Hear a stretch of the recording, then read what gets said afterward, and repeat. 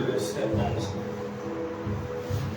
Tu sacrifieras la Pâque à l'Éternel ton Dieu, des victimes de menhir et de gros bétail, dans le lieu que l'Éternel choisira pour y faire résider son nom. Tu ne pourras point sacrifier la Pâque dans l'un quelconque des lieux que l'Éternel ton Dieu te donne pour le maire. Mais c'est dans les lieux qu'il choisira l'Éternel ton Dieu pour y faire résider son nom, et tu sacrifieras la Pâque le soir au coucher du soleil, à l'époque de la sortie d'Égypte. Tu te réjouiras devant l'Éternel ton Dieu dans les lieux que l'Éternel ton Dieu choisira pour y faire résider son nom. Toi, ton fils, ta fille, ton serviteur et ta servante, et les Lévite qui sera dans tes portes, et l'étranger, l'orphelin et la veuve qui seront au milieu de toi. Prions le Seigneur. Et Céleste, encore une fois ce soir, nous venons devant toi pour t'offrir notre adoration. Nous venons de lire ta parole, Seigneur, qu'elle puisse être l'eau de la séparation pour nous nettoyer notre homme intérieur, notre esprit, et nous permettre de nous approcher de toi dans la communion. Seigneur Dieu, nous sommes ainsi créés pour t'adorer.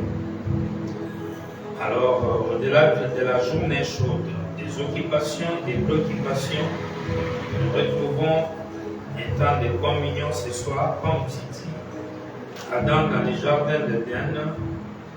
Quand il faisait soir, il s'est rappelé qu'il est humain et qu'il mourra un jour.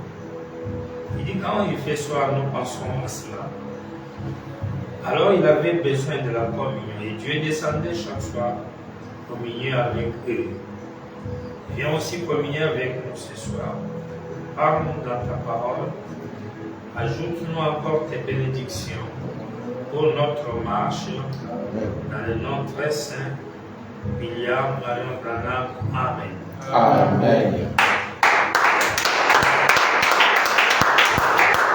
Je vais vous asseoir. Que le Seigneur bénisse. Amen.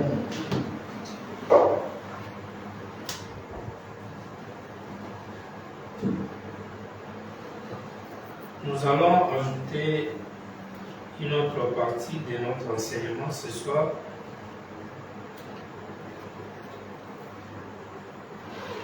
Les 7 conditions à accomplir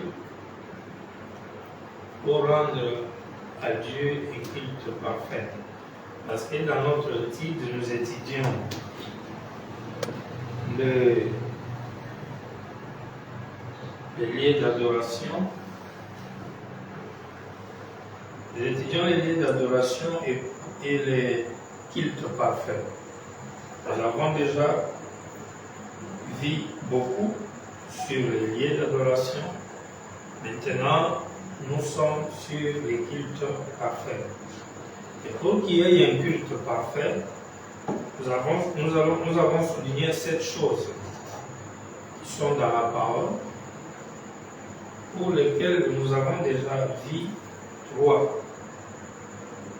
Et les 4, c'est ce que nous allons voir aujourd'hui et le dimanche. Ces 7 choses, nous allons les mettre ici.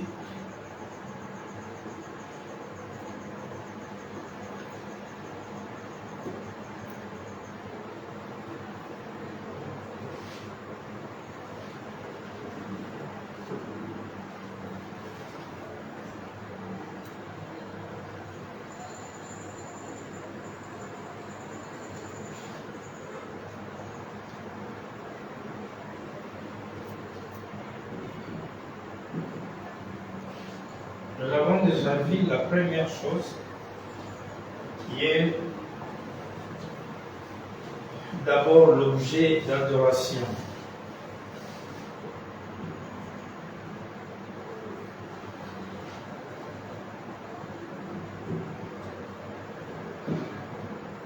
ne peut jamais parler de culte que quand il y a un Dieu à adorer. On commence par là. S'il n'y a pas une divinité, on ne parlera pas d'une adoration.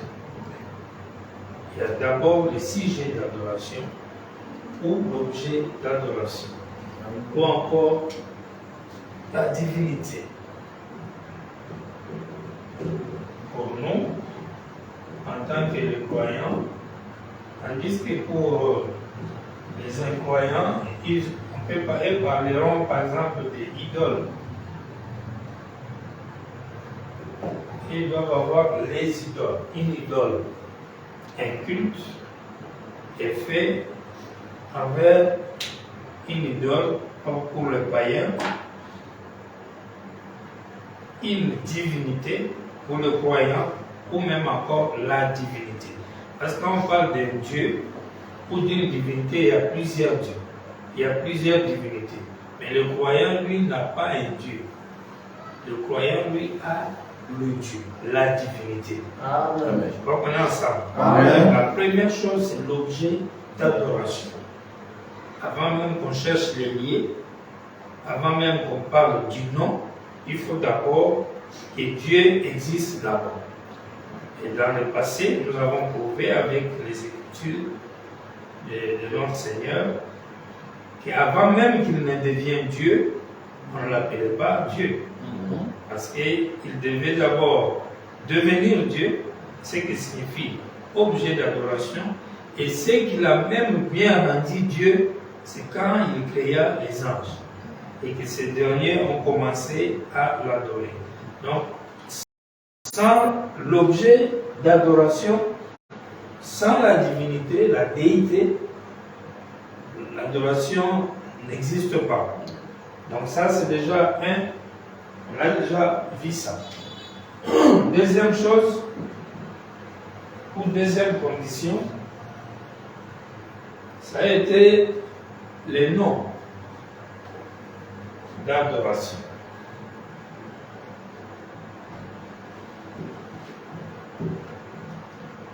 Le nom de la divinité, du Dieu que tu adores. C'est ce qu'on a vu le dimanche. Tu connais d'abord que Dieu existe et que tu es censé ou obligé de l'adorer. Et pour aller l'adorer, il faut connaître dans quel nom l'adorer. Nous avons dit, nous avons comparé cela à des fréquences. Et vous êtes devant beaucoup de chemins, beaucoup de fréquences. Tu dois envoyer un message radio sur une fréquence. Si jamais tu règles mal la fréquence, ça va ailleurs. N'est-ce pas vrai? Il faut bien régler la fréquence. Amen. Pour que le message arrive à la destination. Il y a plusieurs dieux dans l'univers. Et si tu es un adorateur, ou quand on est un adorateur, il faut connaître avec précision les noms de Dieu qu'on adore. Amen. Donc il y a l'objet d'adoration d'abord pour la divinité, ou le sujet d'adoration, ou l'idole d'adoration. Des deux, il y a les noms d'adoration, les noms de la divinité. Et vous allez remarquer que même dans le monde païen, c'est la même chose. D'abord, il y a une génie ou une idole quelconque qui demande l'adoration. Et l'adorateur qui il va connaître les noms du génie ou de cette divinité-là. N'est-ce pas vrai? Si c'est une divinité de la pluie, de la fertilité, d'amour, de vengeance, etc., etc. Ça, c'est dans la copie, parce que Frère Branham dit l'adoration païenne est une copie, une perversion de la vraie adoration. Parce que le diable, dans tout son système, il copie. Il ne crée pas, mais il voit ce que Dieu fait et puis lui aussi fait la copie presque conforme. Amen. Amen. Et la copie conforme est à 99% près.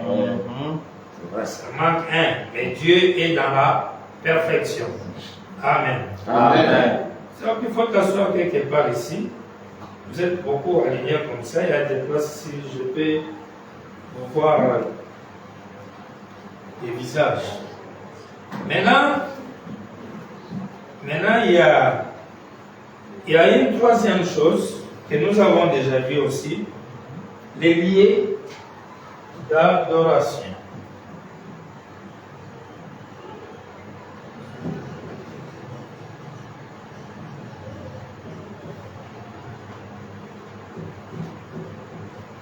Les lieux d'adoration, où se trouveraient les noms de la divinité en question.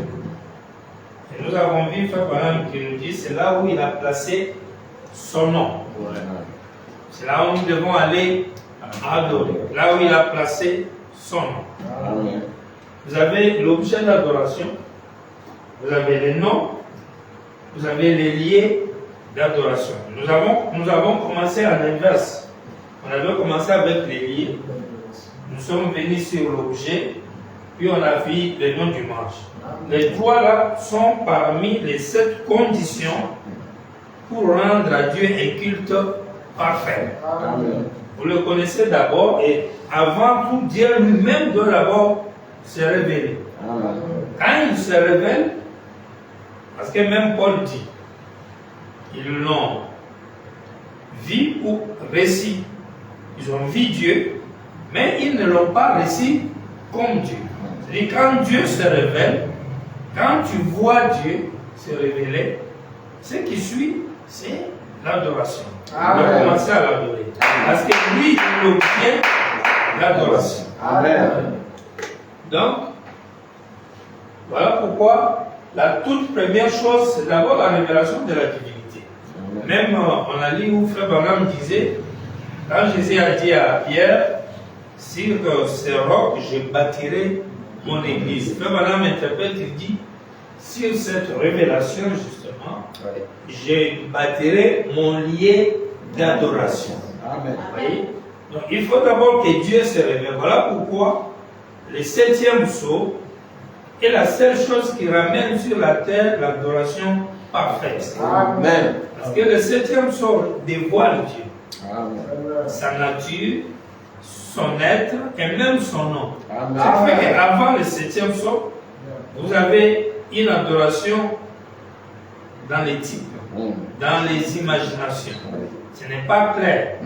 Pourquoi même Paul pouvait dire tout ce que nous avons maintenant, c'est flou. C'est comme si nous regardons dans un miroir. Mais quand le parfait viendra, le passé disparaîtra. Amen. Amen. Amen. Avant la venue du 7e sceau, tout le reste, c'est des types et des ombres. Il n'y avait pas encore la vraie adoration. On a adoré Jésus, c'était juste une récompense. Et Dieu avait fait à Jésus pour avoir été humble, jusqu'à accepter la mort de la croix. Pour ce service qu'il avait rendu Dieu, de mourir à la croix, Dieu lui a récompensé par l'adoration. Pas parce que lui était l'adorable. Non, nous avons vu le dimanche que le sacrifice n'est pas l'objet d'adoration. Amen. Le sacrifice est ce qui permet à l'adorateur d'adorer l'adorable pour les créateurs. Amen. À cause du péché. Ouais. L'homme ne pouvait plus avoir accès à Dieu, ne peut plus bien l'adorer, le péché l'empêche. Alors le sacrifice connecte l'homme avec Dieu.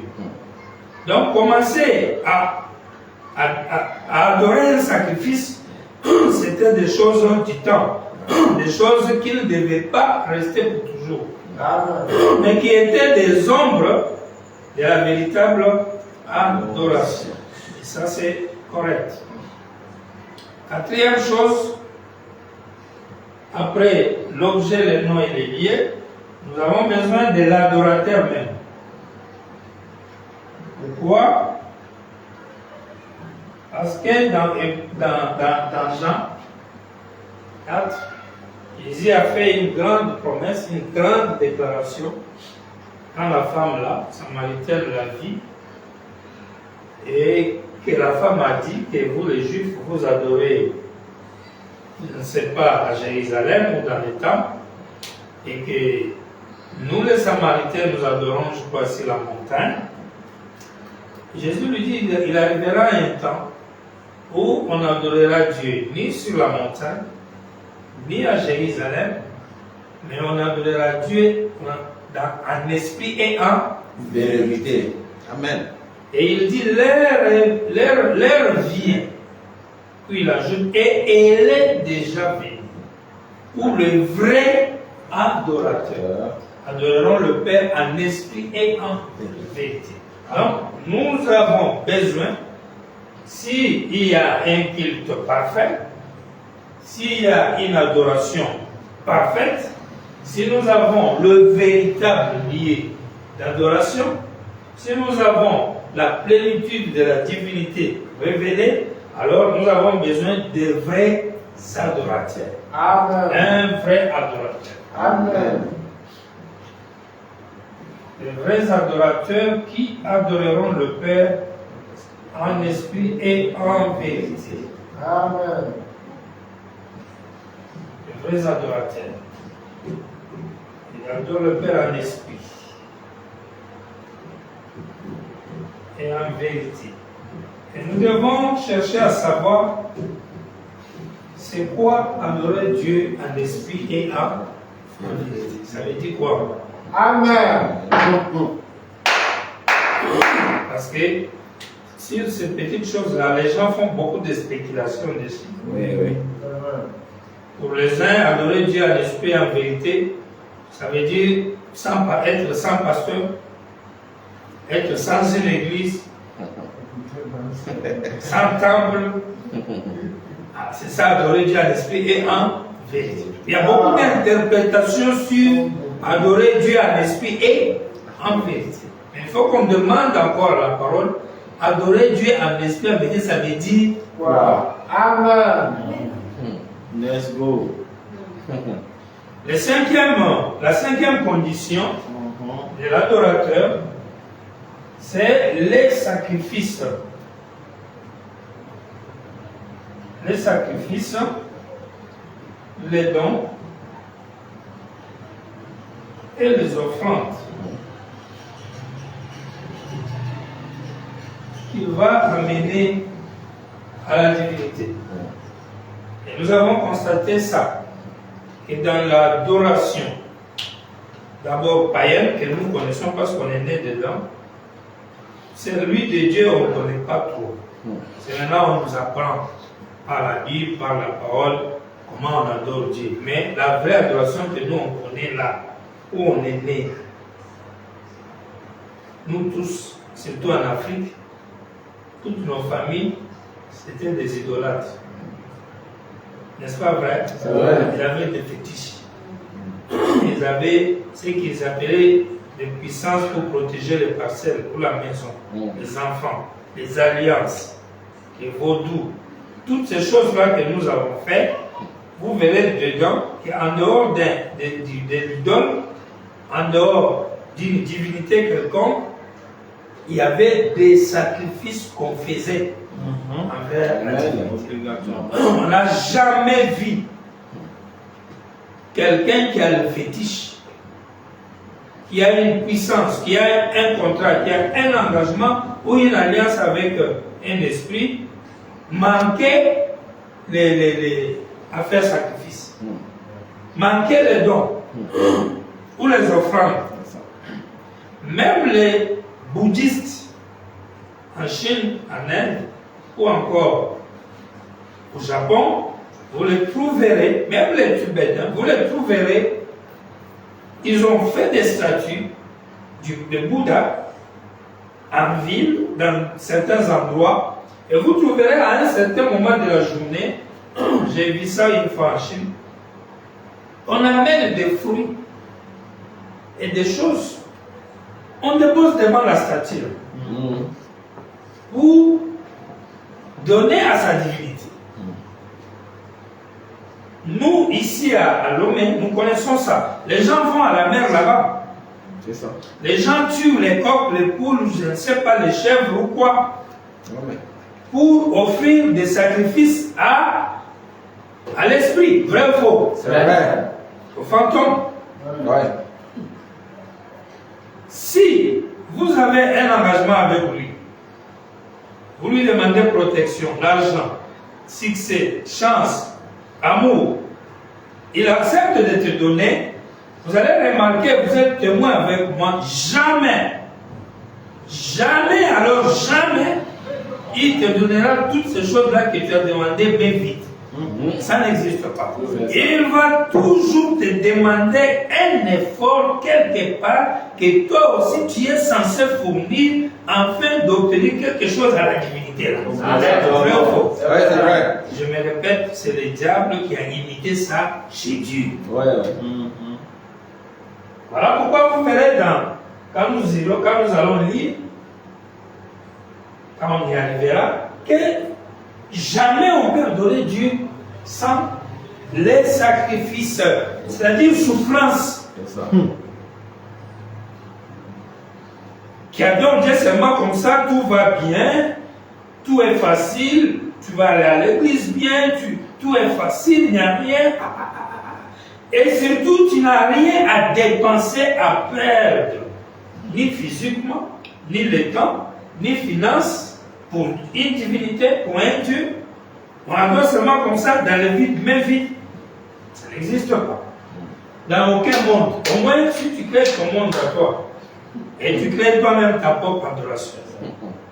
Mais chez Lucifer, ça n'existe pas. Chez Dieu, ça n'existe pas. Maintenant, toi, tu vas faire comment? Il faut choisir entre les deux.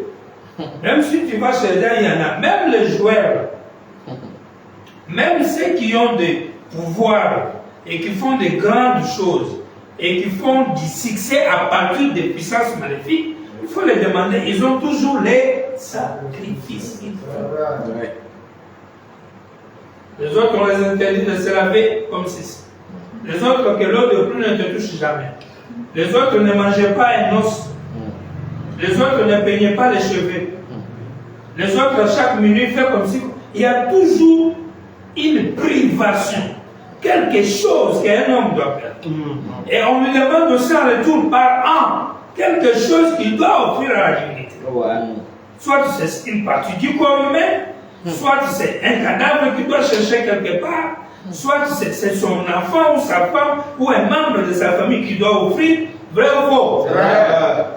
C'est vrai. C'est ça la vérité. Ouais.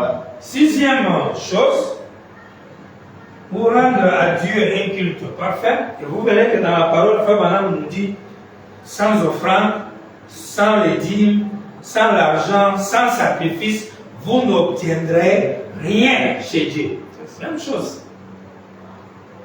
Rien. Il faut avoir dans votre tête l'esprit des sacrifices pour obtenir de Dieu un culte parfait.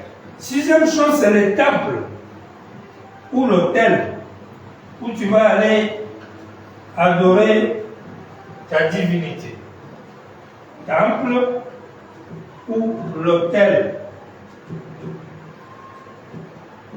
Parce que les liens, quand on vous montre les liens, nous avons vu la définition du lien, quand on a parlé, ça revient à Dieu lui-même. Le lien, c'est son nom. Amen. Et vous entrez d'abord en lui en portant son nom. Spirituellement, vous êtes en lui. Avant maintenant d'aller chercher un temple où vous irez l'adorer. Je ne sais pas si vous me suivez. Amen. Donc, dans le cas où on parle du lien d'adoration, là, c'est spirituel. Là, c'est être né dans le corps de Christ.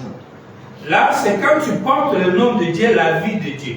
Là, tu es dans les véritables lieux d'adoration. Le véritable lieu d'adoration ne peut pas être un temple construit de main d'homme.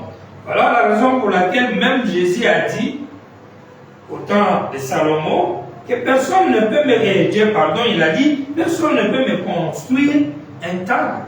Car le Très-Haut n'habite pas dans ce qui est fait de main d'homme.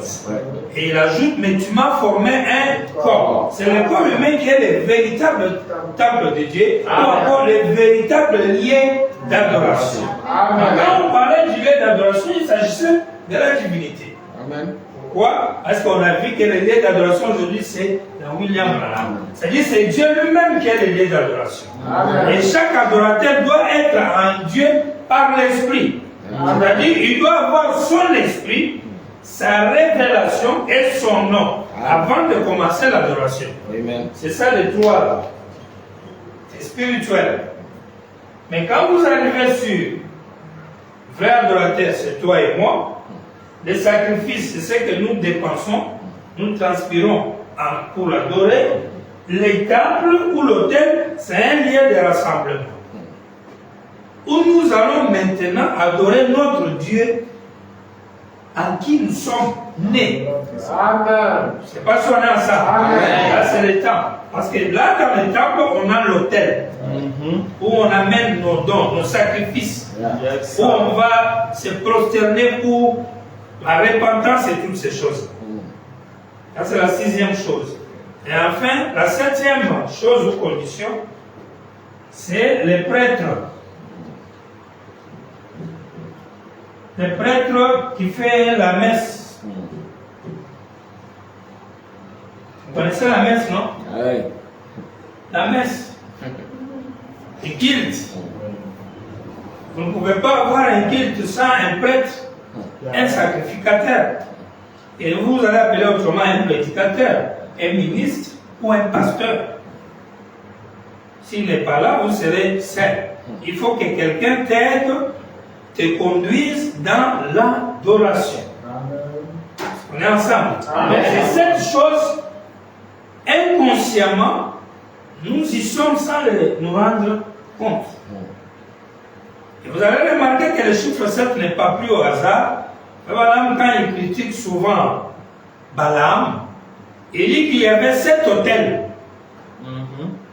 Comme Moïse en avait, comme base d'adoration. Parce que l'adoration parfaite a pour chiffre 7. Et vous verrez que ces choses sont bel et bien là avec nous. Et nous les avons lues dans les Écritures. Et les 4 autres qui restent, vous verrez que ça est là avec nous dans les Écritures. La preuve est que tu es un adorateur comme moi. La preuve est que nous avons des dons, des sacrifices qu'on amène. Nous avons un temple où nous nous rassemblons, alors que lui est le lieu d'adoration. Ce n'est pas vrai? Et puis nous avons le prêtre. Je suis ici en train de parler devant vous. Amen. Donc, cette chose. Amen. Maintenant, Frère Balaam dit ceci. D'abord dans Jean 4, 19, il dit, Seigneur, lui dit la femme, je vois que tu es prophète. Nos pères ont adoré sur cette montagne. Et vous dites que le lieu où il faut adorer est à Jérusalem. Femme, lui dit Jésus, crois-moi, l'heure vient où ça ne sera ni sur cette montagne, ni à Jérusalem, que vous adorerez le Père. Vous adorez ce que vous ne connaissez pas. Nous adorons ce que nous connaissons, car le salut vient des Juifs. Mais l'heure vient, elle est déjà venue, où les vrais adorateurs adoreront le Père en esprit et en vérité, car ce sont là les adorateurs que le Père demande. Dieu est esprit, et il faut que ceux qui l'adorent en esprit et en vérité. C'est là où on pose la première question. Ces vrais adorateurs que nous sommes, comment adorons-nous Dieu en esprit et en vérité pour être les vrais adorateurs? Parce que si maintenant je commençais à dire tel est le vrai adorateur, tel ne l'est pas, ça va créer polémique. Et non, au nom de quoi nous aurons le pouvoir de désigner les vrais adorateurs et les faux. Mais si nous comprenons par la parole ce que signifie adorer Dieu en esprit et en vérité, si on définit cela, on viendra maintenant voir les gens qui adorent s'ils se conforment à cette définition-là. Quand tu trouves quelqu'un qui ne se conforme pas à cette définition-là, il n'est pas un vrai adorateur. C'est pas ce qu'on a ensemble. C'est un peu le principe. On définit qu'est-ce veut dire adorer le Père en esprit et en vérité.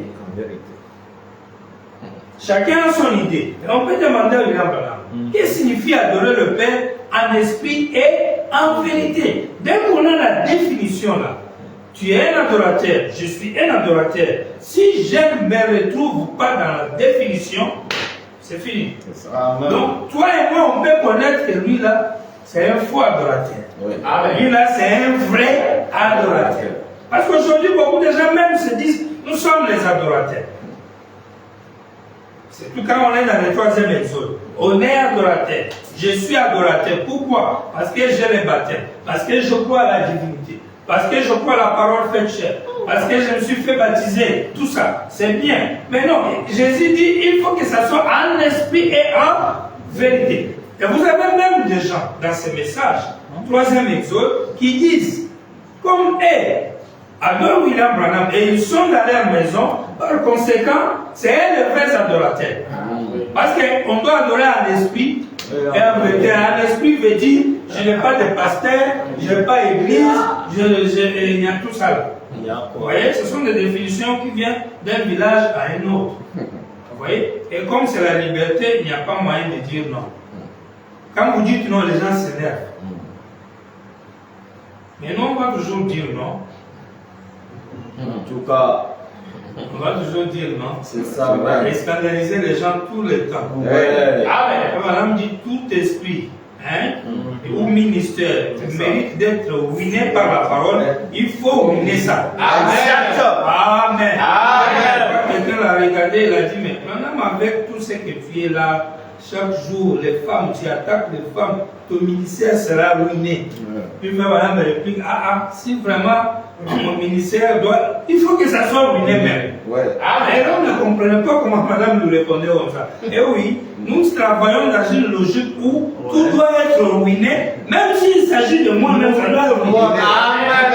Donc il n'y a rien à ménager. C'est ça. Aucun honneur à sauvegarder. Amen. Faites ce qu'il vous dira. Prêchez à Connersville, lundi le 1er juin 1953. Exact. Faites ce qu'il vous dira. Alors 33, il dit, disons, gloire à Dieu. Et l'Église répond, gloire à Dieu.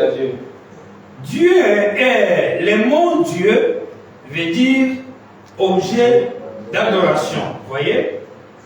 Et Dieu veut être adoré. Amen. Jésus a dit, Dieu est esprit.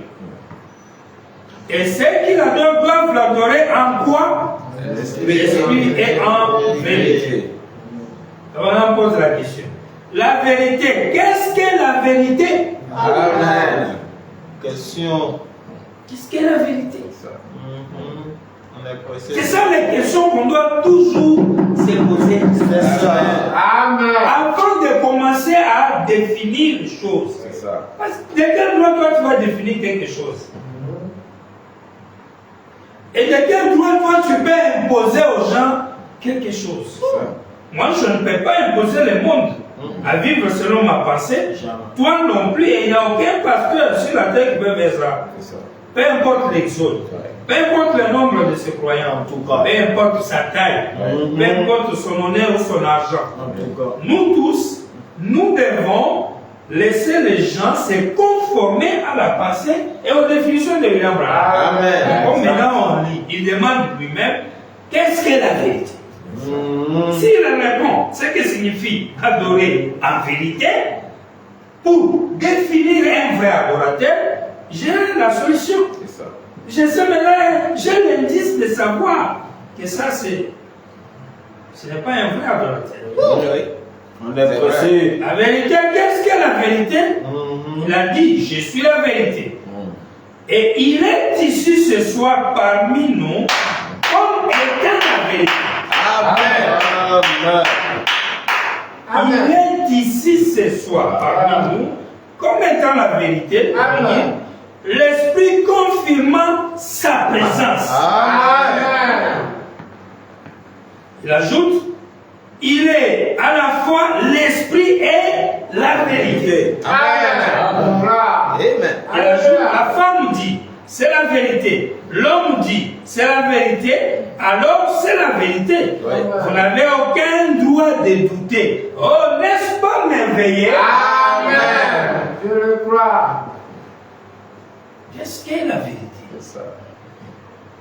Parce qu'une vérité, c'est une réalité. Et alors que toute réalité, c'est quand Dieu accomplit ou manifeste sa parole. Amen. C'est ça. Voilà pourquoi lui, il définit la vérité en liant ça avec sa présence. Il confirme sa présence. Amen. Tout ça qu'on lit après là, c'est les définitions de ce qui veut dire par la vérité. Écoutez, la vérité, qu'est-ce que la vérité? Il a dit, je suis la vérité. Et il est ici ce soir, parmi nous, comme étant la vérité. L'Esprit confirmant sa présence. Il dit, il est à la fois esprit et la vérité. L'homme, la femme a dit, c'est la vérité. L'homme a dit, c'est la vérité. Alors, c'est la vérité. Vous n'avez aucun droit de douter. Qui est celui-ci? Prêché à Clarksville le 14 octobre 59 matin. Dieu, le mot Dieu signifie un objet d'adoration. Dieu voulait être adoré. C'est pourquoi il a dit projeter quelque chose qu'il adorerait. Créer l'homme. Jésus a dit à la femme au puits, Dieu est esprit. Et ceux qui l'adorent doivent l'adorer en esprit et en vérité. Ainsi, quand l'esprit de Dieu est là,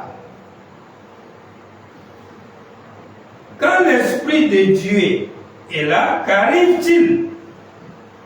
Le salut sera présenté. Virgule, le salut qui produit une adoration spirituelle. Signifie adoration spirituelle en esprit. C'est quoi? Virgule, pas toujours l'effet de chanter des hymnes, mais une adoration dans l'esprit. Ça veut dire quoi? Il continue. Cela doit être si contraire à l'intellect. Cela met l'intellect dans une impasse. Quand il y a une adoration en esprit, cela est opposé à l'intellect, c'est-à-dire à la chair, à l'humain, au raisonnement, aux pensées. Vous ne pouvez pas comprendre Dieu par une foi intellectuelle. Vous devez naître de nouveau. Amen. Amen.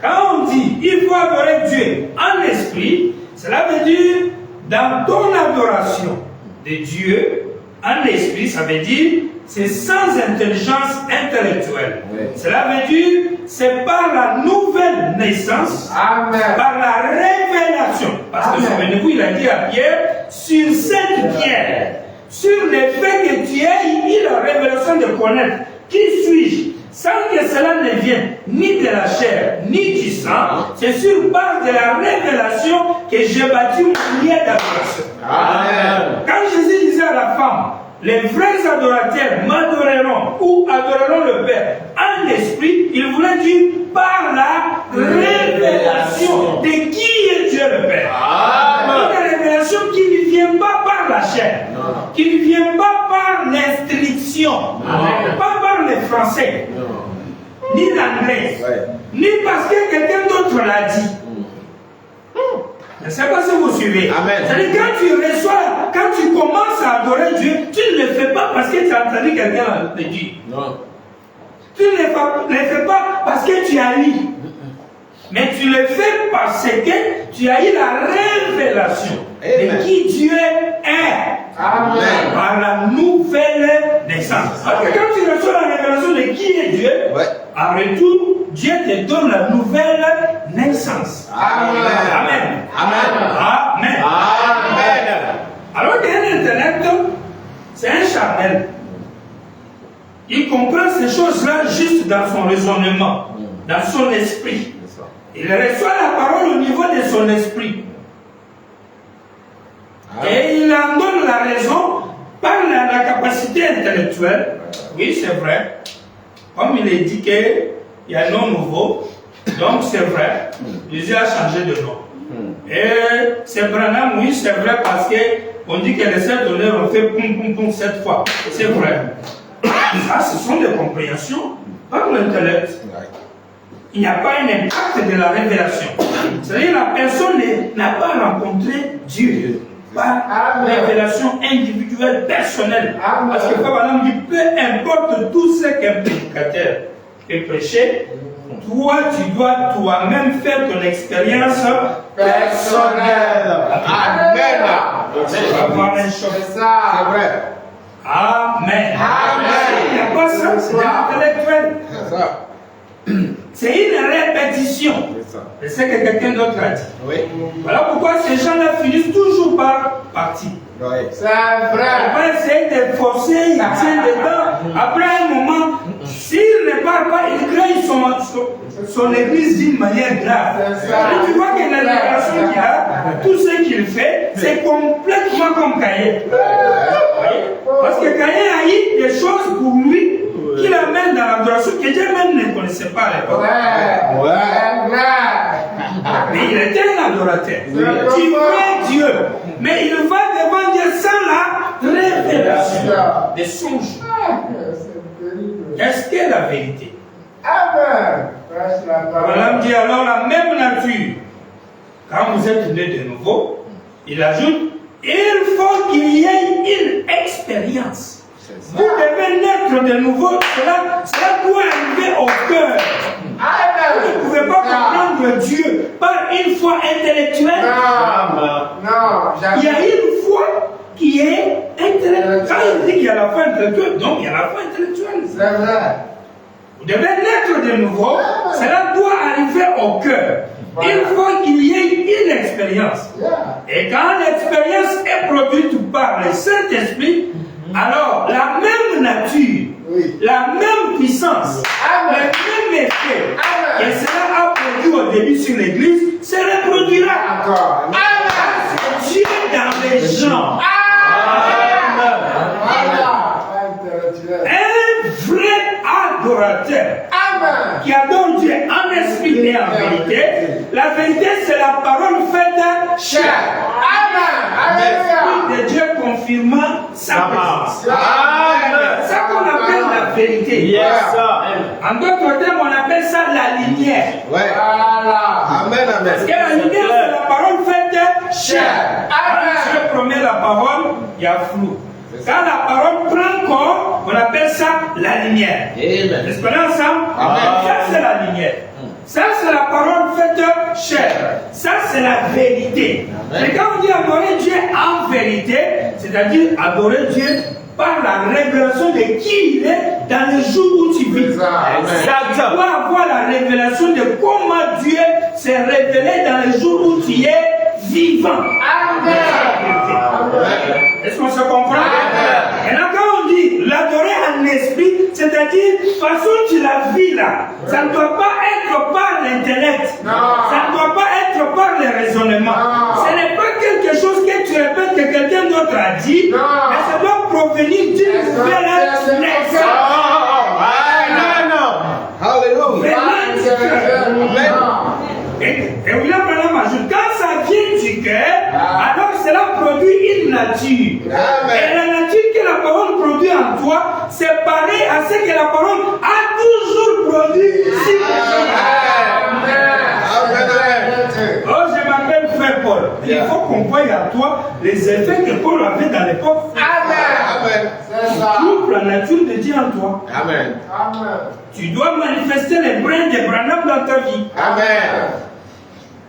Moi, je suis vrai adorateur parce que je suis baptisé au nom de Branham, c'est faux. C'est faux. C'est profond. Quatre encore. Je suis vrai adorateur parce que je suis croyant du troisième jour, tu mens. C'est faux. Pas flotté. Ou parce que je suis pasteur du troisième jour, c'est pas ça. La vie de Branham. Un vrai adorateur. Oui. Déjà, si déjà on frappe ceux qui sont en Branham, et là, si tu es en Jésus, tu n'es même pas dans la course. Parce qu'il faut l'adorer en esprit et en vérité. La vérité, c'est la parole faite chaque jour. Amen. Amen. C'est ça. Je l'ai qui irions-nous? C'est sérieux. À qui irions-nous? Prêcher à Châteauca, le 6 juin 60, à l'an 62. Il a envoyé Jésus mourir afin qu'il puisse vous ramener à lui-même. C'est ça. Qu'il puisse avoir quelque chose qu'il adore. Lorsqu'il était Ela Elohim, il était seul. Mais il y avait des attributs en lui. Ces attributs, c'était d'être un père, d'être Dieu, d'être adoré, d'être guérisseur, d'être sauveur. Et toutes ces choses, votre vie manifeste ces attributs. Aussitôt que vous venez à lui, vous devenez son fils, vous l'adorez. Amen. Pourquoi tu ne peux pas faire? Tu dois adorer Dieu. Forcément, c'est obligatoire. Si tu ne sens pas en toi l'adoration, avant même de chercher loin, tu es sauvé, tu aimes Dieu, Dieu t'aime, tu es quoi? Avant de te voir grand ou petit là, vérifie un peu dans ton cœur et dans ton atmosphère chaque jour si tu te sens toujours prêt et poussé à adorer Dieu. Ça. Ça. Chaque 5 minutes, 10 minutes, tu es seul, dans un travail, dans un truc. Qu'est-ce qui préoccupe ton être? C'est ça. Amen. C'est profond. Parce que l'adoration à ce niveau-là ne signifie pas seulement déjà être à l'église, non. Déjà même là, peu importe là où tu es, tu serais en train d'adorer Dieu. Amen. Un chant dans ton esprit qui chante dans ton cœur, une prière que tu fais pendant que tu marches, que tu fais un truc, une bonne pensée que tu renvoies, Amen. un bon souhait que tu fais envers un frère, envers l'église, envers ton père, ton pasteur ou je ne sais pas quoi. Amen. Ce sont des attributs d'adoration. Amen. Madame dit, même quand tu interdis à quelqu'un, ma soeur ne coupe pas les cheveux, c'est contre la parole. Tu es en train d'adorer Dieu. Quand quelqu'un est en train de blasphémer, tu lui dis ne fais pas ça. Tu es en train d'adorer Dieu. Tu témoignes de la parole faite chair. Tu es en train d'adorer Dieu. Amen. Et alors quand il faut aller au temple, à l'église, Frère Madame dit, tu es impatient que le porte s'ouvre pour que tu ailles adorer Dieu. Tu es un homme, tu es une femme d'adoration. Si ce n'est pas une lecture, c'est une prière. Amen. Parce que tu as déjà vu Dieu. Ouais. Nous avons parlé de lui ici. Nous avons parlé du nom ici. Nous avons parlé de l'objet. Et vous avez été convaincus que tout cela est la vérité. Maintenant, qu'est-ce que cela produit comme conséquence maintenant sur le croyant en tant qu'adorateur? Un vrai adorateur. En tout cas. Il dit, il était Elohim, il était seul. Mais il avait besoin d'être adoré, d'être sauvé. Toutes ces choses. Votre vie manifeste ses attributs. Ses attributs.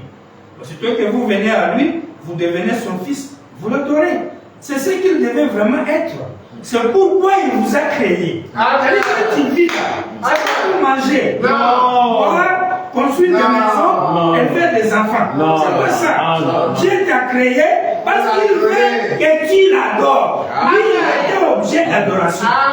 Il crée les anges. Il trouve que l'adoration des anges n'est pas parfaite. Alors il crée l'homme. Et là il comprend que pour que l'adoration de l'homme envers lui soit parfaite, il faut qu'il y ait les péchés. Il faut que l'homme tombe. Et moi j'irai le sauver. Et quand je serai son rédempteur, l'homme va m'adorer, motivé par l'esprit de l'homme.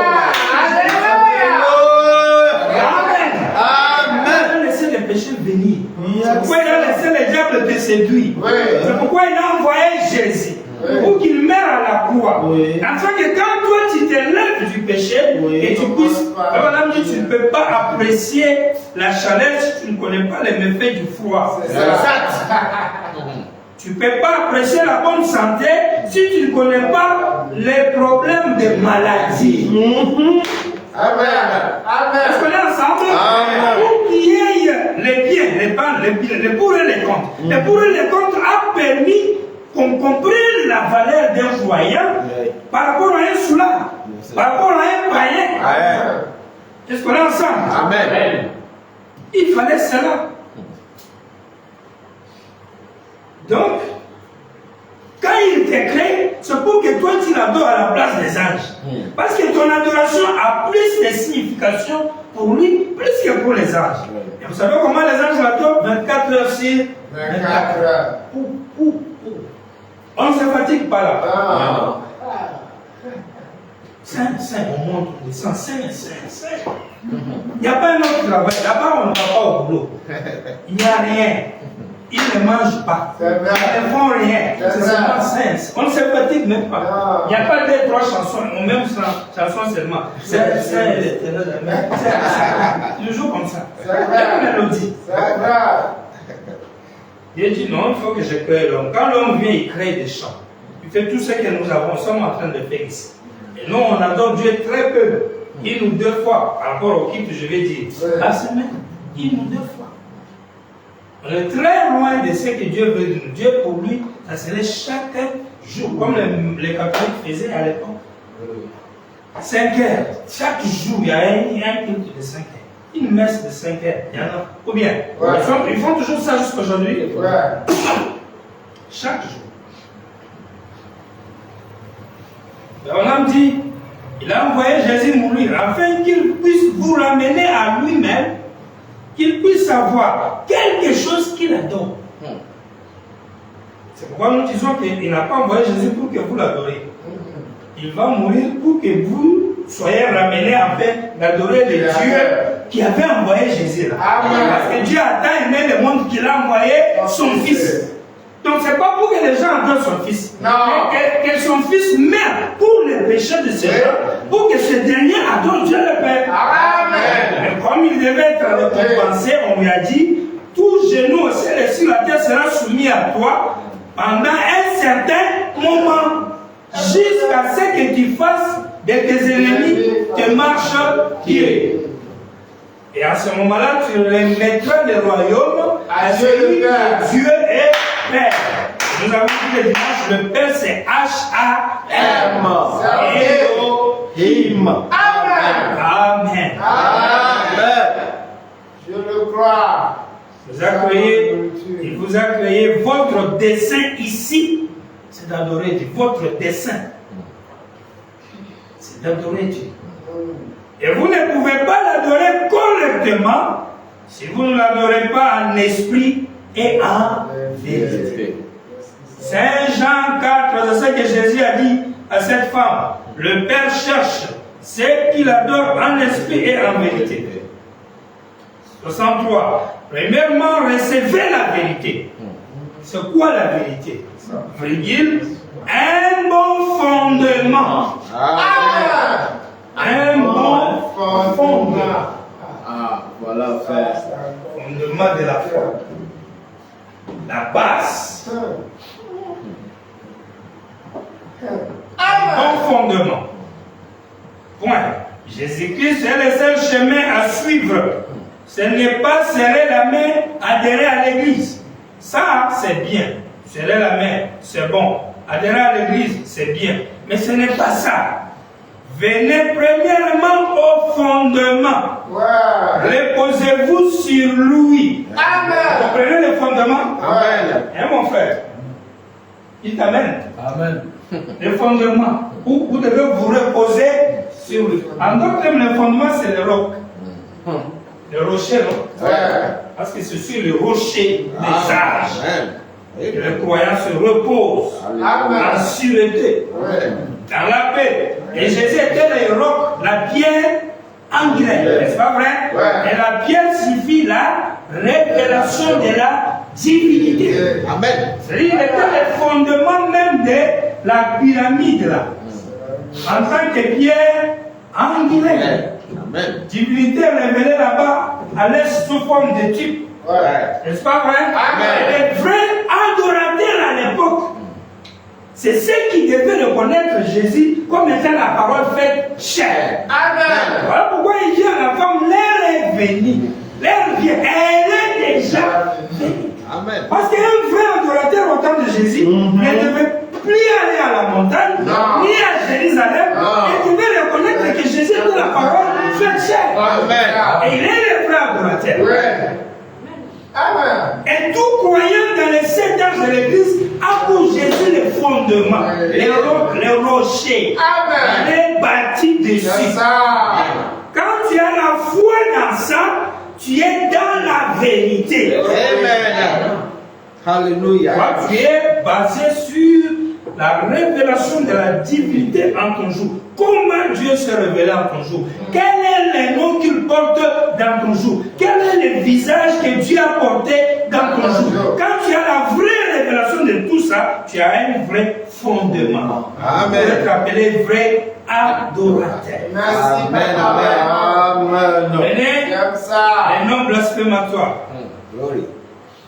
Voilà, dit d'abord, même là où je lisais là, il dit, venez premièrement au fondement, reposez-vous sur lui, et puis après que vous l'avez réussi, alors serrez la main au pasteur. Et adhérez à l'église, c'est bien. Après que vous avez fait ces choses, mais commencez d'abord correctement. Ouais. Prenez la bonne direction. C'est comme David avec sa fronde. Il devait d'abord bien diriger cette pierre. Amen. Voyez-vous, vous devez atteindre l'objectif. Vous devez faire les réglages. Et s'il vous faut faire les réglages, réglez-les sur Jésus-Christ. Car il est le chemin, la vérité, la lumière, les fondements. Tout cela, c'est pour vous. Amen. Amen. Il est Dieu révélé dans cet âge-là. Donc c'est lui qui est la vérité. Donc la vérité est une personne. Amen. La parole fait chair. Amen. Adorer Dieu en vérité, c'est adorer Dieu selon la révélation du jour dans lequel tu vis. Amen. C'est pas adorer chez toi sans pasteur. Parce que moi je suis les bandes. C'est pas ça adorer Dieu en esprit. Là tu es tout simplement ignorant. Ouais. Mon ne définit pas adorer Dieu en esprit comme tu dis là. Il ne définit pas adorer Dieu en vérité comme toi tu dis là. Voilà, on est en train de lire. Vrai ou faux? C'est vrai. C'est la parole. Les noms blasphématoires. 66. Prêché le 4 novembre 62 matin. Dieu sera parfait en toi. Il sera parfait en Père, Fils et Saint-Esprit. Trois offices d'un même Dieu. Il sera parfait dans la justification, la sanctification et le baptême du Saint-Esprit. Elles sont les œuvres parfaites de la grâce. Il sera parfait dans 3 venues. La première fois pour racheter son épouse. La deuxième fois pour recevoir son épouse. C'est ce qu'on va encore voir demain dans notre émission. Je ne sais pas qui vient deuxième fois recevoir l'épouse ici. C'est Dieu ou le diable. Il y a beaucoup de mauvais esprits dans la 3e école. Et la bataille sera dure. Très dure. Ouais, on ne va pas se fatiguer. Puis il dit la 3e fois dans le millénium avec son épouse. Et tout est rendu parfait en toi. Premier exode, deuxième exode, 3e. 3 dispensations. 3 fois il change de nom. Et la 3e fois c'est la dernière fois parce qu'il a atteint la perfection. Il se révèle la première fois, ce n'est pas parfait. Pourquoi? Parce que ce n'est pas complet. Parfait veut dire ce qui est complet. Il vient deuxième fois comme Emmanuel, Jésus, ce n'est pas parfait, ce n'est pas complet. Quand on dit ce n'est pas parfait, cela ne veut pas dire c'est imparfait. C'est-à-dire faux. Non, c'est une vraie chose, mais qui n'est pas arrivée à sa fin. En cours de processus. Est-ce qu'on est ensemble? Amen. C'est pourquoi il pouvait multiplier les pains et changer l'eau en vin. Pas pour être taxé des magiciens. Un frère normal du message qui est dans son bon sens, il ne peut pas penser que parce que Jésus a multiplié le pain ou parce qu'il a changé l'eau en vin, donc comme les magiciens font aussi des choses pareilles, donc Jésus c'est un magicien. Ok, maintenant quand Moïse arrive là-bas, il prend les bâtons, il jette par terre, ça devient serpent. Janès et Jambès, les 2 magiciens, prennent les bâtons à eux, jettent aussi par terre et ça devient serpent. Moïse est magicien. Non. Parce qu'il a fait la même chose que les magiciens font. Moïse a fait presque 10 miracles. là-bas. Ouais. Et Jeannès et Jambres faisaient aussi chaque fois la même chose. Oui, oui. La dernière chose que Moïse a fait, qu'elle ne pouvait pas faire, c'est quand ils ont appliqué les signes. Oui. Et Dieu est venu tuer le premier-né des Égyptiens en sauvant le premier-né d'Israël. Amen. À ce niveau-là de la vie ou de la mort, les imitateurs ne pouvaient plus. Et c'est là où on est maintenant. Amen. Reste là, ils imitaient. Ouais. Donc tu ne peux pas dire que quand Jésus fait un miracle, qu'on peut trouver dans l'imitation, donc Jésus est faux. Comment on peut faire des conclusions pareilles, même si on n'était pas à l'école? En tout Mes cas. frères, c'est pas possible. Non. C'est comme un frère écrit. Jésus n'est pas le prince de la paix parce qu'il est venu créer la division. Puis il donne un verset biblique qui dit: je suis venu séparer une mère avec sa fille, un père avec son fils. Vous voyez que ça dépasse même être fou. Ça devient carrément autre chose. C'est ça. Alors que le verset là évoque c'est que la parole de Dieu est prête à faire, à cause de la parole, séparer les biens et les mal. Oh, il n'est pas venu amener la paix, il est venu amener la division. Mais quelle division? C'est la division entre la lumière et les ténèbres. C'est pas la division pour diviser les gens. Et mes chers frères, on dirait plaisanterie. C'est Qu'est-ce qui ça. se passe avec les gens? Il y a beaucoup de soi quand même. Qu'est-ce qui se passe avec les gens? Parce que si vous dites qu'il n'est pas prince de la paix, le grand Bible dit il n'était pas le roi de la paix, mais il était le prince de la paix. Parce qu'il était le fils du roi là. C'est Melchisedec qui est le roi de la paix. Amen. Le roi de paix, c'est Melchisedec, Dieu le Père. Amen. Mais Jésus fit son fils. Il fut rendu semblable à Melchisedec. Donc, au lieu qu'on l'appelle père de la paix ou roi de la paix, on l'appelle prince de la paix. Maintenant, toi, tu dis non, il n'est pas prince de la paix. Pourquoi? Oh, il a créé une division. Il a dit qu'il est venu pour créer une division entre une mère et sa fille. Si la parole vient entre une mère et sa fille, quand la fille croit la parole, maman ne croit pas, ils vont se diviser. C'est de ça qu'on parle. C'est ça. Si un père ne croit pas, les fils croient, ils vont se diviser. Parce qu'un croyant ou une croyante est prêt à se diviser avec n'importe qui à cause de la parole. Amen.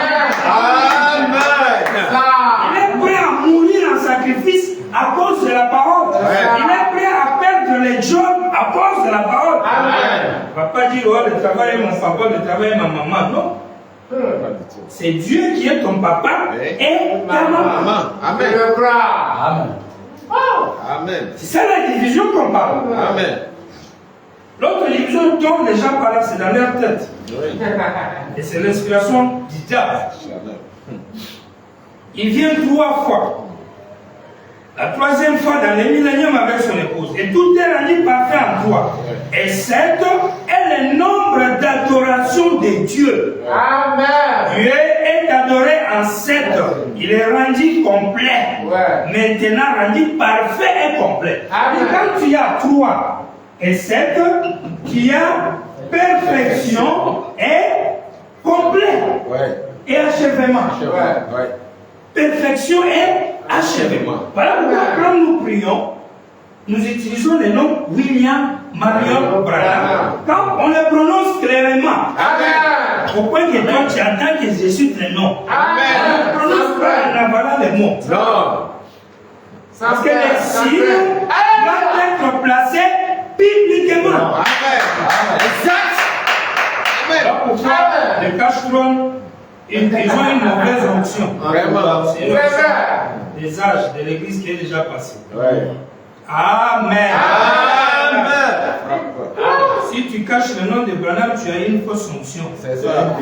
Tu es un croyant, mais loin d'une fausse onction. Parce que la fausse onction peut venir de la véritable parole. Ouais. Il faut lire le joint du temps de la fin. Ouais. Ça peut venir du véritable Saint-Esprit. Ouais. Mais une fausse onction, parce que l'enseignement ne correspond pas à l'heure et au jour. Parce qu'il avait été dit, l'ange a dit, toi ne dis rien, Ouais. mais Dieu révélera pour toi la chose. Ouais. Et Dieu est venu révéler cela dans la nuit. On a écrit le nom Branham dedans. Ouais. On a pris Branham, on a placé à l'intérieur de la pyramide. Ouais. Dieu avait révélé. Ouais. Et ce que Dieu avait révélé au moyen des anges, qui étaient notre type, nous les humains, nous l'exécutons aujourd'hui physiquement. Amen. Comment on va retourner encore attaché à un autre plan? Si moi, un frère vient et prie même chez moi, pour terminer la paix, on nom de Jésus. Allez, Il y a quoi? C'est ça. Il y a quoi? Il y a des mauvais esprits. Tu es croyant, tu n'es pas croyant. Mais là, les autres ont vu, comme on l'a dit dimanche, comme William Marion Branham semble long, ils ont coupé Christ Branham. Tu n'auras pas 3 et 7. Seigneur Branham, tu n'auras pas 3 et 7. jamais. Si le nom de Dieu aujourd'hui devient Joseph Marion Branham, tu n'as pas 3 et 7. Joseph Facilette. C'est ça. Marion 7, Branham 7. Quand tu prends 6, 7 et 7, tu auras combien? Tu auras 20 au lieu de 21. Alors que 21 revient à 3 fois 7. Amen. C'est pas vrai? Amen. C'est 3 fois 7. Et 21 aussi veut dire 3. Parce que si on met un plus sous-entendu, on faisait dans la mathématique, ça va me faire 3. Perfection toujours. C'est ça, c'est l'éternel des armées.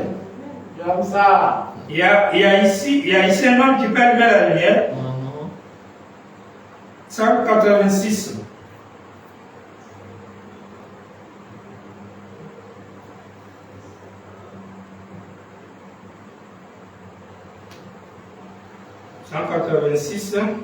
Tu as perdu quand même une partie. Heureusement, je vois l'autre en bas ici.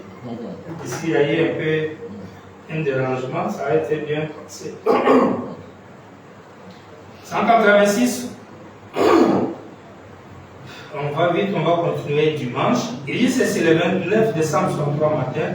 Wesley fit une grande lumière, tout comme Dieu dit à Jean-Baptiste qu'il était une grande lumière pour son ère.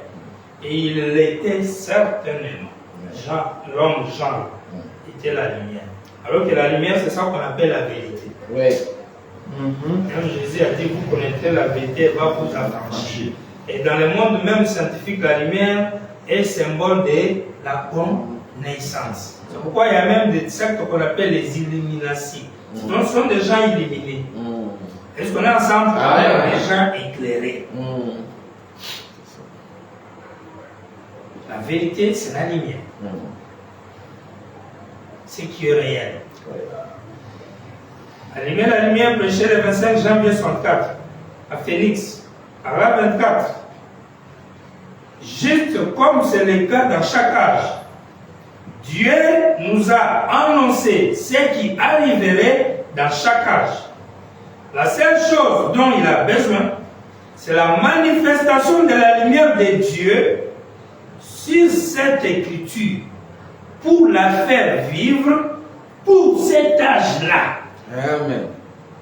Et ça sera le cas aussi longtemps que la lumière pourra atteindre la parole. Si le germe de la parole est vivifié, cela le fera vivre. Et si c'est une promesse pour ces jours-là. Et celle de la lumière peut venir par la parole de Dieu. La parole de Dieu est la lumière quand elle est manifestée. Amen. La parole de Dieu. Amen. Malachie 4, Luc 17, 30, Apocalypse 10, Zacharie 14, Apocalypse 19. Toutes ces écritures-là deviennent lumière, deviennent vérité quand celles-là sont manifestées. Parce que ce n'est plus promesse. C'est comme Jean. Une voix qui crie dans le désert, vous ne savez pas de quoi il s'agit. Une vierge concevra, vous ne savez pas de quoi il s'agit. Mais quand la vierge ou la voix, la chose se manifeste, vous savez maintenant, vous connaissez de quoi il s'agit. Là, on peut parler de la lumière. Les peuples des Zabulon et de Naphtali étaient assis dans les grandes ténèbres et ils ont vu une grande lumière. Quelle était cette lumière qu'ils ont vue? La parole faite chair, Jésus. Une vierge avait conçu. Un homme était oint, l'Esprit de Dieu m'a oint pour annoncer la bonne nouvelle aux pauvres, pour délivrer les captifs. Le jour où ces écritures ont pris corps et forme humaine, et c'est parti à Zabulon, on a dit que le peuple des Zabulon a vu la lumière. Mais ils n'avaient pas vu le soleil, ils ont vu un être humain appelé Jésus-Christ devant eux. Voilà pourquoi il dit Jean-Baptiste était la lumière. Amen. Pourquoi? Parce qu'il était la voix qui crie dans le désert, qui a pris forme, qui est devenue chair. Amen. Prier Dieu dans la vérité, c'est prier Dieu selon la forme, lumière où il est révélé. Amen. Dans l'âge où vous vivez. Amen. Paragraphe 31. La seule chose qui peut venir par la parole de Dieu, c'est la parole lumière, ok? 35. Et cela aboutit à cette condition chaque fois que Dieu manifeste sa parole. Amen. Le monde lui-même rejette cette lumière-là. Pourquoi? C'est bien écrit dans la Bible. Chaque âge, Dieu a attribué une bonne portion de sa parole à chaque âge. Amen. Et il envoie toujours quelqu'un pour manifester cette parole. Amen. C'est quand ce quelqu'un-là vient accomplir la parole promise pour un âge qu'on dit la lumière. Amen. Qu'on dit la parole a été rendue manifeste. Et quand la parole est rendue manifeste, elle est le chemin, la vérité et la vie. Voilà pourquoi chaque prophète qui est venu, il était le chemin pour aller à Dieu. Il était la vérité pour ces jours-là. Il était la vie éternelle pour ces jours-là. Amen. Noé était le chemin pour les gens de son temps. Amen. Noé était la vie pour les gens de son temps. C'est pourquoi tous ceux qui sont entrés dans l'arche ont eu la vie sauve. Élie, ainsi de suite. Malachie 4 consort. La parole manifestée est la lumière. C'est ça la vérité. Commission de Moïse. Le 10 janvier 50. Paragraphe 23. Il dit, ils avaient le Saint-Esprit, mes amis. L'ange, pas une adoration d'ange, c'est Dieu qui envoie un esprit qui est à son service pour exercer un ministère dans l'Église en faveur des gens. Aucune chair ne peut se glorifier devant Dieu. Si quelqu'un pouvait se glorifier, ça devrait être Jésus. Mais il a dit, ce n'est pas moi qui fais les œuvres, c'est mon Père qui demeure à moi qui fait les œuvres. Est-ce vrai? Amen. Ils ont dit, nous croyons Dieu. Il a dit, si vous croyez Dieu, croyez aussi à moi. Maintenant, quand l'ange est venu vers votre serviteur ici présent, il a dit, si tu amènes les gens à te croire. Amen. Maintenant, voilà la chose difficile. Si tu amènes les gens à te croire. Combien croient Dieu? Amen. Amen. Amen. Combien croient Dieu? Amen. Amen. Amen. Très bien, vous croyez Dieu. Il ajoute.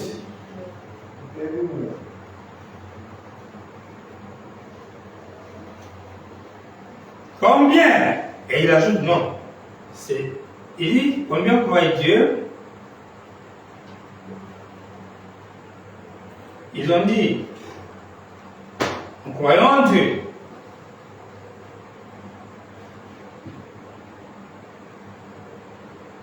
Il a dit, si vous croyez Dieu, croyez à moi. Ok, ça j'ai déjà lu. Combien croyez Dieu, vous tous, n'est-ce pas? Ouais. Amen. N'est-ce pas? Vous croyez Christ? Amen. Vous croyez Christ? Amen. Vous croyez le Saint-Esprit? Amen. Maintenant, c'est pas ça le problème ce soir. Vous croyez en Dieu, c'est bon. Vous croyez en Jésus, c'est bon. Donc, ceux qui disqualifient Jésus doivent toujours se chercher. Parce que je ne vois pas toutes les Écritures, cette deuxième dispensation intervient toujours. Parce qu'il y a perfection en toi. Vous avez cru en Dieu, c'est bon. Avez-vous cru en Christ, Jésus ou Christ, c'est bon. Vous croyez le Saint-Esprit? Amen. 24. Maintenant, c'est pas ça le problème ce soir. Je suis content que vous fassiez cela. Cela fait de vous un chrétien. Amen. Tu crois en Jésus, en Dieu, en Saint-Esprit. Tu ne fais, cela te rend un chrétien. Père Madame dit, mais ce n'est pas ça mon problème avec vous ce soir. Ce que vous faites là déjà, c'est bon. Mais quel est son problème avec nous ce soir?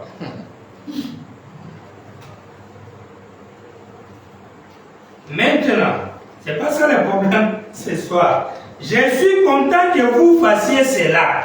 Cela fait de vous un chrétien. Mais ce n'est pas ça que j'essaie de vous faire comprendre maintenant. J'en arrive là, lorsque je fais l'appel à l'autel. Même quand il fait l'appel, il faut qu'il amène les gens à quitter le fait qu'ils croient en Dieu, Jésus, Saint-Esprit. Ils doivent monter plus que ça. Parce que la commission ne disait pas, allez dire aux gens qu'ils croient en Jésus. Ou qu'ils croient en Dieu le Père ou Dieu le Saint-Esprit. Les gens croyaient déjà ces choses, il y avait de ça presque 6000 ans passés. Si on est en plein fin 7e millénaire.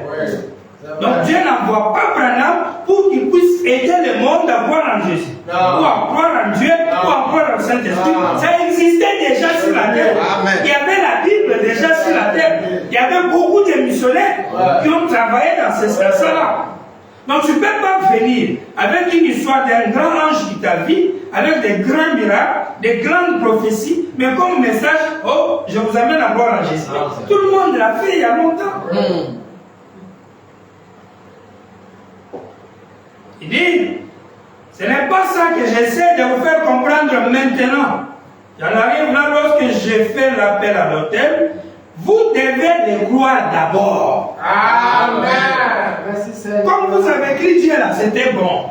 Christ, bon. Saint-Esprit, c'est bon. Vous devez le croire d'abord. Si vous n'êtes pas en contact avec eux, vous ne connaîtrez jamais ceci. Amen. Amen. Si vous n'avez pas crié en Dieu, si vous n'avez pas connu Dieu, Jésus ou le Saint-Esprit, vous n'allez pas comprendre il est en problème. C'est ça. Vous n'allez pas connaître ceci. Amen. Jamais ceci. Mais après avoir pris en eux tout cela, Dieu veut maintenant que vous me croyez moi. Amen. Que vous croyez moi comment il dit. Mais tout comme vous croyez en eux, vous devez aussi croire que je vous dis la vérité.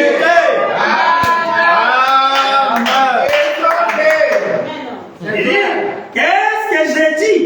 Ce que j'ai dit est la vérité. Amen. Adorer Dieu en vérité.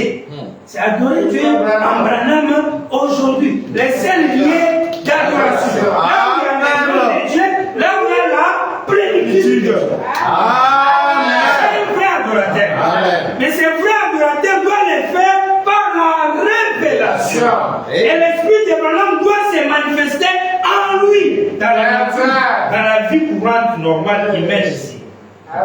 Tu mens matin, midi, soir, tu fais n'importe quoi. Oh, je suis un Branham, je suis un frère. Ça n'a pas de sens. La parole, la connaissance, l'esprit de Dieu doit se concrétiser dans ton être humain et t'amener à vivre comme Dieu au milieu de cet être humain. Avec la repentance, avec l'amour. Et pas l'amour, je ne sais même pas quel amour les gens parlent aujourd'hui, pas se donner l'argent ou bien se visiter. L'amour aujourd'hui, c'est aimer Dieu. Et aimer Dieu, c'est respecter sa parole. Amen. C'est s'unir avec les croyants. Ça ne va pas s'unir avec les incroyants et les incrédules. Non. Amen. À l'église, là, on ne s'aime pas. On s'aime comment? On doit vous donner les bises pour que vous croyez qu'on s'aime. Prêche la parole. C'est même à l'église où il dit quoi? C'est même à l'église où il dit, j'ai prié pour toi, toi aussi, tu pries pour moi. Amen. Je ne t'écriture pas, maman. Toi non plus, tu ne m'écritures pas. Quand je fais un mal, tu viens me voir. Amen. Quand tu fais un mal, je viens te voir. Amen. Et si on te conseille, ton conseil, tu n'en crois pas, tu ne comprends pas, tu ne crois pas, ok. Comme toi, tu ne comprends pas comme ça, on ne communie pas avec toi. C'est pareil, c'est ça l'amour. C'est ça. Amen. Amen. À méditer. Vous avez les catholiques, les protestants, les blasphémateurs, le monde en est plein des homosexuels et tout ça. Donc, comme il faut l'amour, je dois avoir tous ces gens-là avec moi. Madame, bonsoir. C'est l'amour. On est ensemble, on est dans l'amour. Quand tu me dis que tu es un Branham, Branham est en train de dire ici que Dieu a travaillé la première fois avec Moïse, la deuxième fois avec Jésus. Toi, tu dis non. Branham dit ici qu'avant de bien me comprendre moi et d'être en contact avec moi, j'ose croire que tu es passé d'abord par Dieu et par Jésus et même par Saint-Esprit de vos dons là. Et puis maintenant tu es venu vers moi. Il ajoute qu'il devait d'abord être connecté à et C'est quand tu es connexion là, tu as placé Jésus ici. Tu n'es pas mon frère. Pour moi, tu es un païen. Tu n'es pas un adorateur. Je ne peux pas te recevoir, même dans mon église, tu ne peux pas prêcher. Même dans mon salon. Amen. Amen. Tu as tout dérangé. Même Moïse, si tu le traitais de démons, tu as tout dérangé. Aucun prophète ne peut être un diable. Tous les prophètes sont la parole de Dieu. Amen. Même les petits Amos. Même les petits Abakou. Les mineurs. Même les Michel.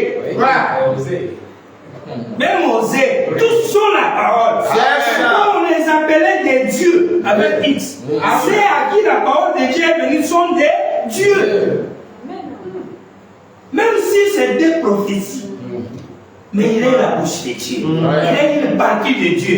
Et Dieu ne travaille pas dans un prophète où le diable aussi était dedans. Non, ça ne marchait pas comme ça. Jamais. Mais la différence du corps de Jésus, c'est parce que c'est conçu pour un sacrifice. Et le sacrifice devait devenir littéralement péché. Comme le serpent des reins, comme le serpent ancien. Mais le serpent ancien, oui, là, il a été maudit. Et il est devenu reptile.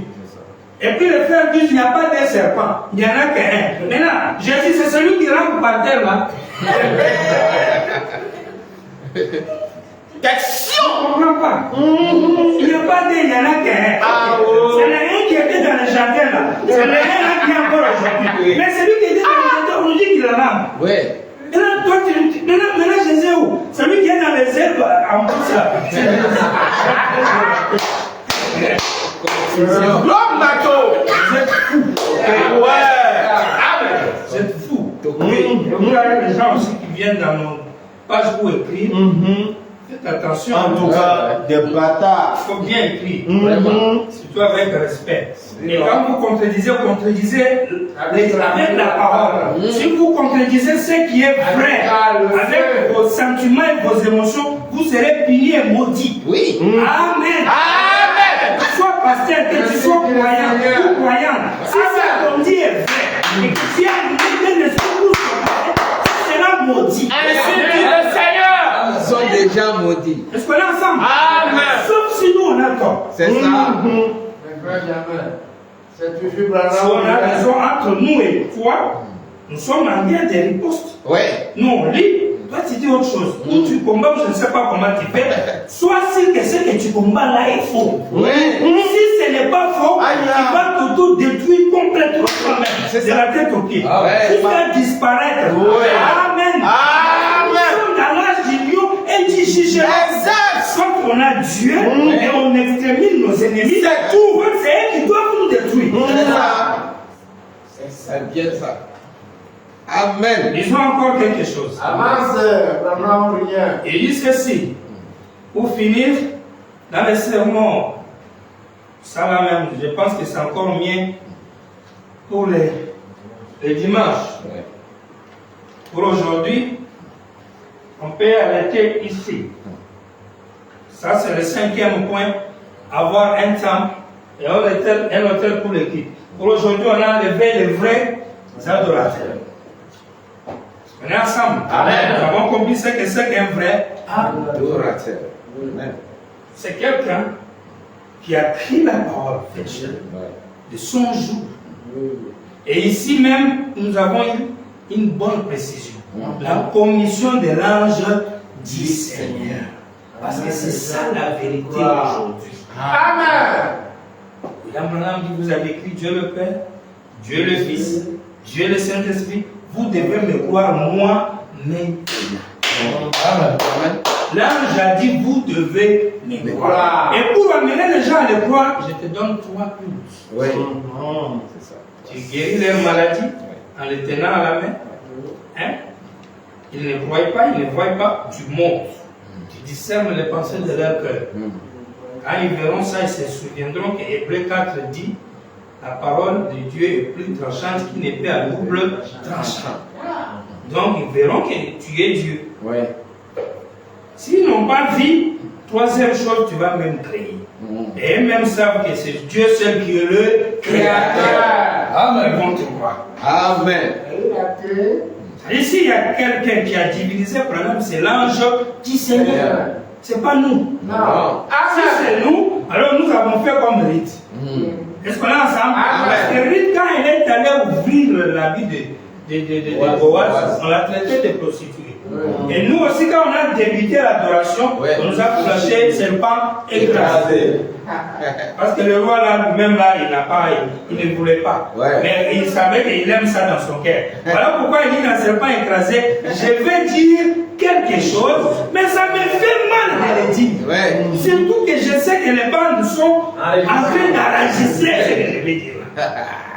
Mais comme ma vie sera dévoilée après mon départ, je vais le dire quand même. Qu'est-ce qu'il va dire? Les gens m'ont enlevé dans ma place de serviteur pour me mettre à la place de Jésus-Christ. Ils ont fait de moi le Messie, le Christ, le Saint-Esprit, et ils baptisent même en mon nom. C'est un mensonge horrible, infâme, disable. Voilà ce qu'il a dit. Voilà pourquoi il dit ça lui faisait mal de le dire. Et dans la même brochure, quand il vient évoquer les baptêmes au nom de Jésus, il dit à Billy Paul, ces gens-là, je suis allé dans la conférence, dans la salle qui était louée, ils sont venus me défier sur le nom de Jésus-Christ, le baptême. Je les ai prêchés, je les ai démontrés par les Écritures que le baptême doit se faire au nom de Jésus-Christ. Souvenez-vous de la première partie de mon sermon de ce matin. Nous avons gardé les trônes. Amen. Avec ce baptême-là au nom de Jésus-Christ. Amen, amen. Et puis il pose la question, mais frère, pendant vous allez dire quoi? Mais Acte 2:38 a dit Père, Fils et Saint-Esprit. Il dit Acte 2:38 faisait la garde du trône. Quand Matthieu a dit allez baptiser les gens au nom du Père, Fils et Saint-Esprit, ce n'était pas cela la vérité, mais c'était une manière de cacher la vérité.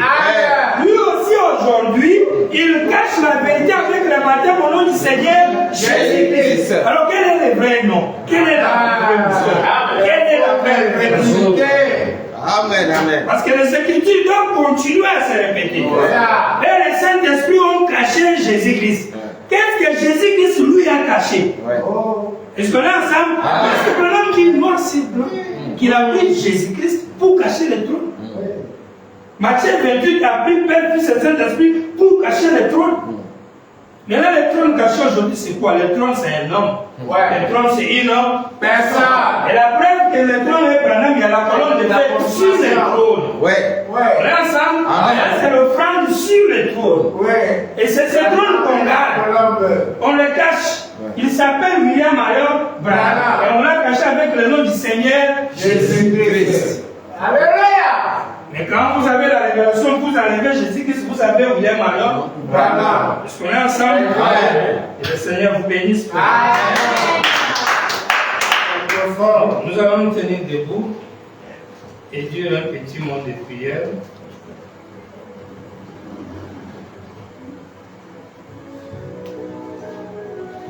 Prions le Seigneur, disons un mot de prière à Dieu. Frère Madame dit chaque fois que nous, après le groupe de la parole, nous devons adorer. Adorons le Seigneur.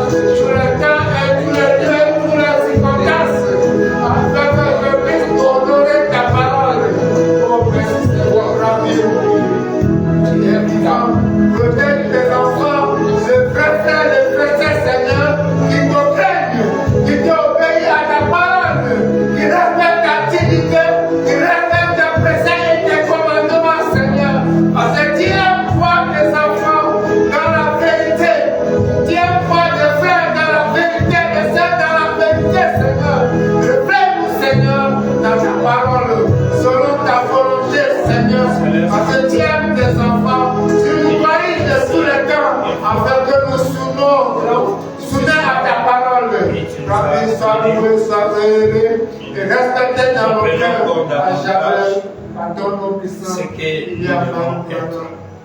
Nous devons t'adorer par la révélation. Nous devons adorer Dieu dans la forme qu'il s'est révélé aujourd'hui. Et c'est cela qui est la vérité. vérité. Quand on adore Dieu dans la forme du passé ou dans une forme imaginaire, on tombe dans l'idolâtrie. Et là, on n'est pas dans la vérité. Parce qu'à chaque jour, il y a une parole, il y a un message pour un âge. Nous devons reconnaître le message et son temps et adorer Dieu selon cette lumière-là. À ce moment-là, on est dans la vérité. Et l'esprit, nous devons avoir la révélation. Nous ne devons pas connaître Dieu par la littérature, ni par l'arithmétique, ni par l'intellect. Nous devons les connaître par la nouvelle naissance. À ce moment-là, ça vient du cœur et ça produit Dieu dans notre vie. Merci Seigneur pour ces choses. Gravez cela dans le cœur de tes enfants, que ça devienne une partie d'eux. Et que cela amène la bénédiction dans leur vie, la protection et la prospérité spirituelle, physique et financière pour la gloire du nom du Seigneur. William Malon Branham. Amen. Amen. Le Seigneur vous bénisse. Le Seigneur vous bénisse. Amen.